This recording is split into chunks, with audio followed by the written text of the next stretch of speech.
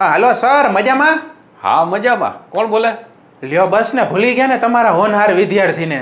મારે અહીંયા 500 છોકરાઓને હું ભણાવતો હોય હોનહાર વાળી તું હો કોણ?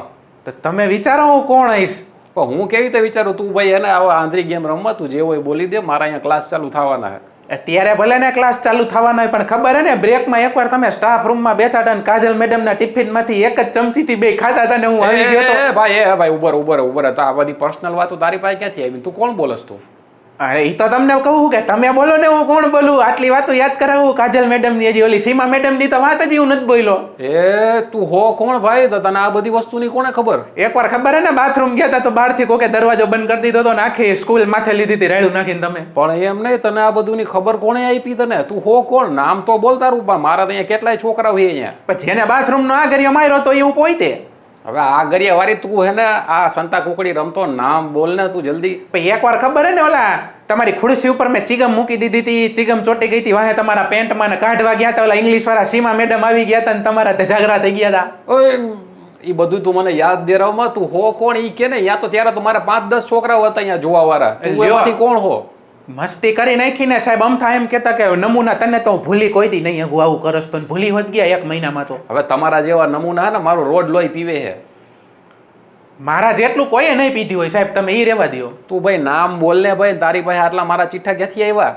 ચીઠા એટલે મને તો એ વાત ખબર હે તમારા ઘરવાળીની સિવાય તમે કેટલી છોકરીઓ વાળા વાતો કરો હો. એ ભાઈ તું હો કોણ ઈ મને કે ને? ક્યાંથી બોલસ તું? કઈ જગ્યાએ ઊભો હો? ત્યાં હું આવું? અરે સાહેબ નીતિન બોલું.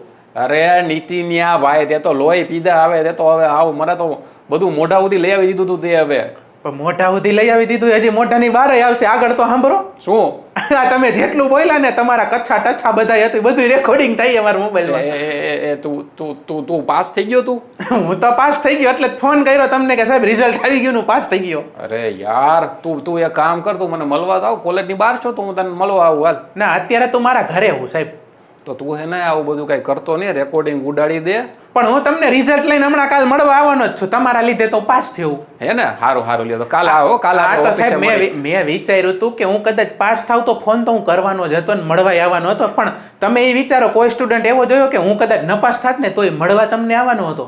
પણ તું બહુ ડાયો છો. હું તને ક્યાં કઈ કહું છું? તું કાલે કોલેજ આવ ને કાલે મને મળવા તો તારું આ રેકોર્ડિંગ લેતો આવજે. બસ આ તો તમારા નસીબ હારા સાહેબ નપાસ નો થયો હે ને? નકર હજી હું તમારા ઘરે પોગવાનો હતો. હા મારા બાપ, તું ફોન મૂકી દે હવે. હા રાખું હાલો.